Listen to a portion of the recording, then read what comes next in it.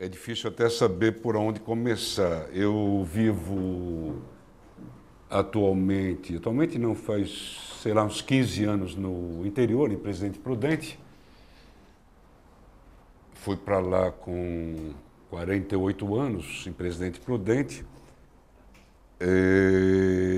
Depois de 30 anos aproximadamente de trabalhar desde os 18 anos como profissional, semiprofissional, em relação ao socialismo, né? Desde garoto, 17, 18 anos, eu me envolvi nessa luta e toda a minha vida foi assim. Aos 48 anos de idade, eu tinha três filhos para criar, em idade escolar, e a nossa finança, minha da Deise, a minha companheira, estava negativa, digamos, né? Negativa. Aí nós fomos para o interior. Eu sou matemático e lá no interior eu fui obrigado a refazer um pouco a vida financeira para poder fazer com que os meus filhos tivessem estudo, tivessem uma juventude minimamente boa. Então estou lá e estou para voltar. Estou para voltar até o final do ano. Eu me aposento como professor de matemática de cursinho. E a Deise, minha esposa, ela é diretora de escola. Então nós dois vamos aposentar e voltar aqui para São Paulo. Bom, talvez o primeiro ponto seja o seguinte: quando em 1966, eu tinha 17 para 18 anos, eu entrei na Faculdade de Engenharia, na FEI. A FEI, na época, era vinculada à Universidade Católica, era a Faculdade de Engenharia Industrial da Universidade Católica. Depois separou, hoje a FEI é uma universidade autônoma, né? Mas na época era vinculada à Universidade Católica. E a FEI tinha um movimento estudantil super forte. Nós éramos 3.000 alunos, mais ou menos.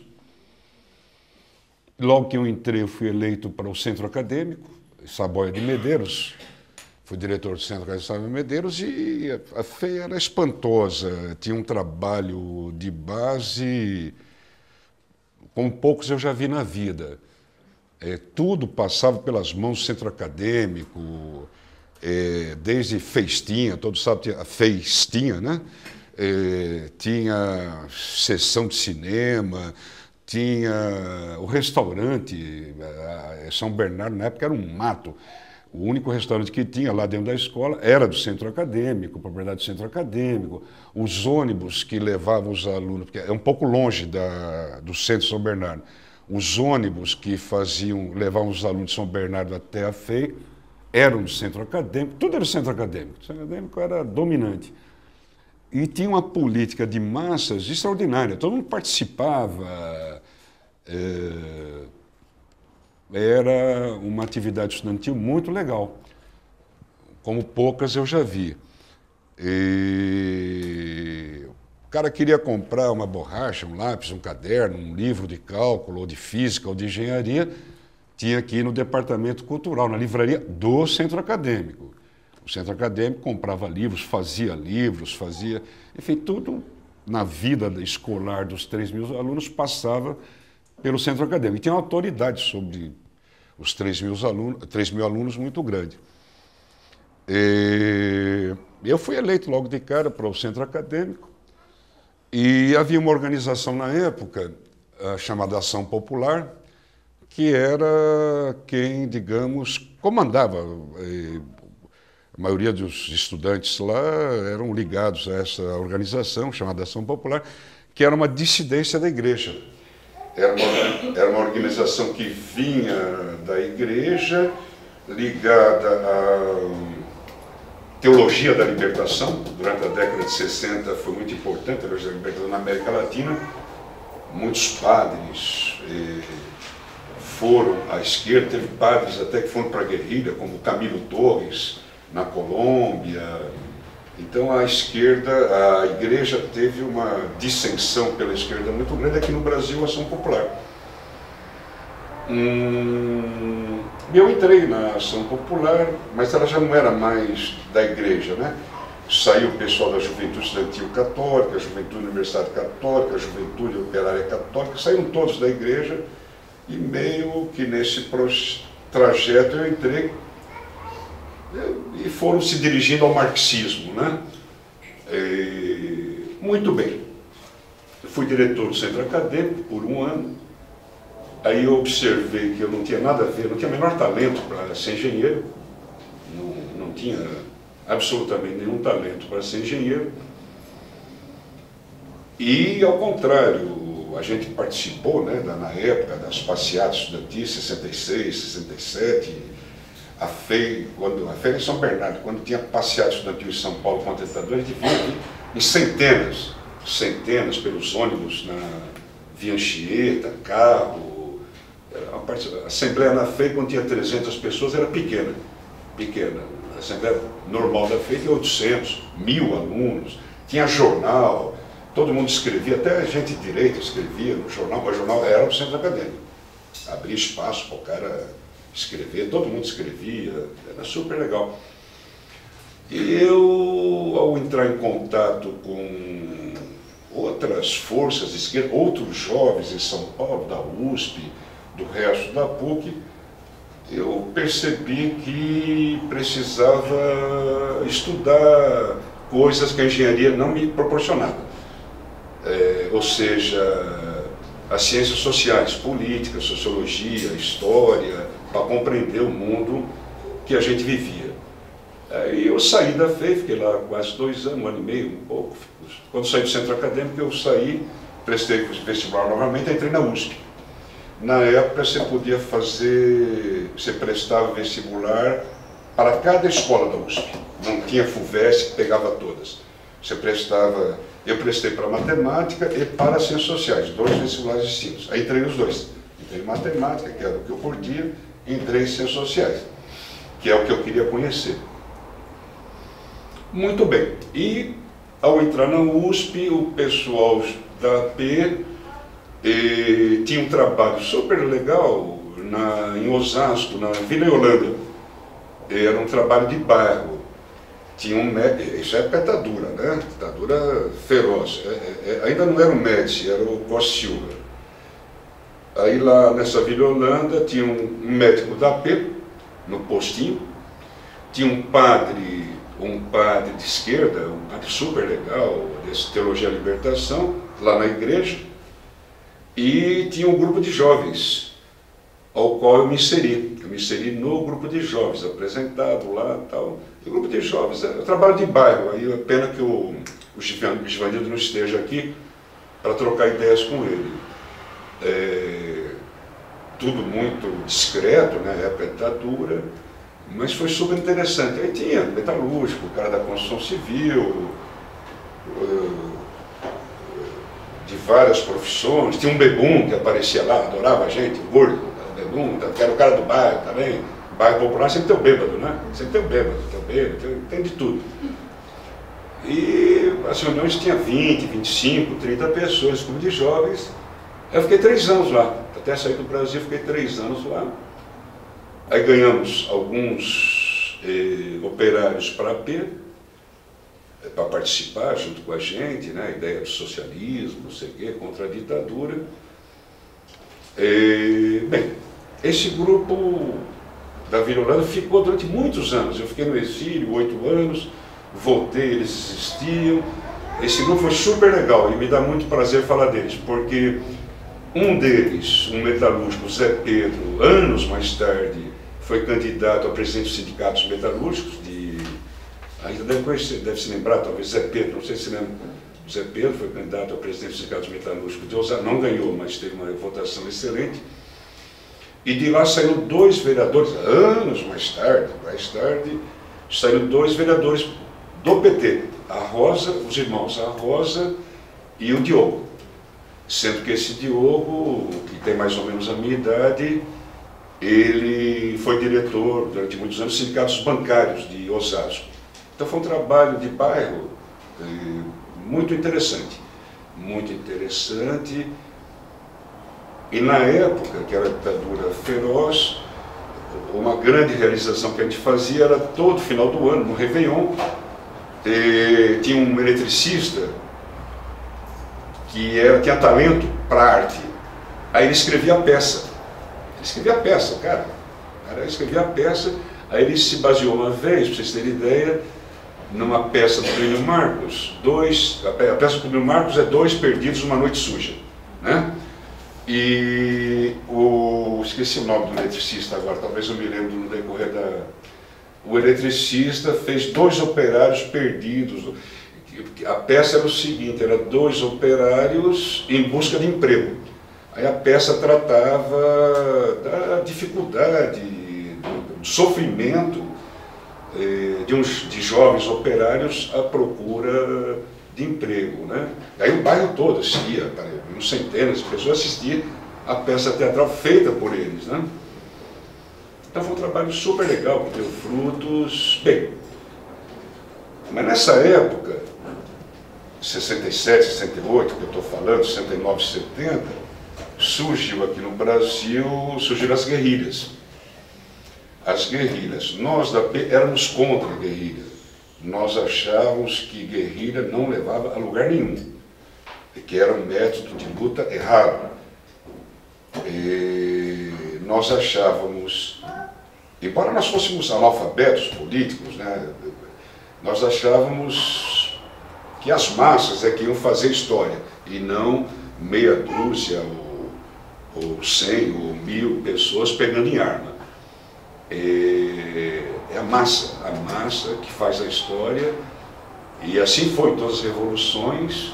A gente está vendo, Egito, Síria, é a população que faz, não é meia dúzia, né? Tem que ser todo mundo, a imensa maioria.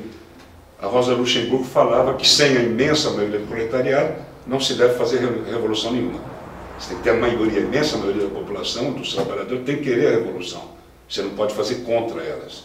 Então nós tínhamos essa ideia na cabeça, nós éramos contra a guerrilha, mas nós tínhamos amigos em comum, né, na USP, não sei o quê, que foram para a guerrilha. A gente conhecia gente que foi para a guerrilha.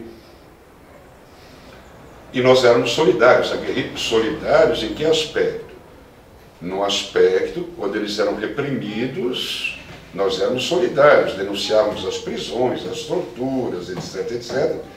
Éramos solidários. Mas politicamente não tínhamos nada a ver. Uma coisa é ser solidário, outra coisa é não ter nada a ver com isso, não faz parte da minha prática, do meu pensamento, do meu conceito. Mas, quando alguém é preso pela repressão, você é solidário. Numa dessas, estou falando tudo isso por causa do seguinte, numa dessas, a minha namorada da época, Lena, que fazia esse trabalho em Osasco, na Violanda comigo, a Lena, de ingenuidade, nós tínhamos 21 anos, nessa época, 21 anos, era um garoto. Um amigo dela, um professor, estudante professor, pediu para ela guardar na casa dela, ela morava com a mãe, uma mala, e a Lena nem perguntou que tinha mala nem nada, e guardou a mala na casa dela. E nem abriu a mala nem nada. Só que nessa mala tinha armas, munições e dinheiro, uma quantidade de dinheiro muito grande. Porque o capitão Carlos Lamarca, que era um dos chefes da guerrilha, eles tinham assaltado um carro forte aqui no 9 de julho, que foi um dos maiores roubos, assaltos da época. 500 milhões de cruzeiros, eu não sei hoje em dia quanto seria, mas é um roubo, uma coisa absurda de grana. E eles não tinham um local onde deixar, porque era muita grana. Aí uma parte desse dinheiro ficou nessa mala, que por sua vez o amigo, não sei o que, deixou lá na casa da Lena.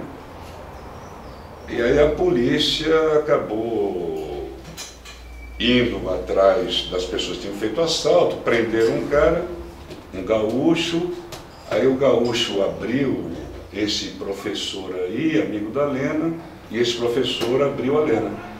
Então a Lena, minha namorada, foi presa pela OBAN, Operação Bandeirantes, que era comandada pelo Fleury, né, na época, era Centro de Torturas e Mortes. Ela ficou lá uma semana, por sorte, viram a gente trabalhar, a gente era estudante, mas dava aula já, nós já dávamos aula em Diadema.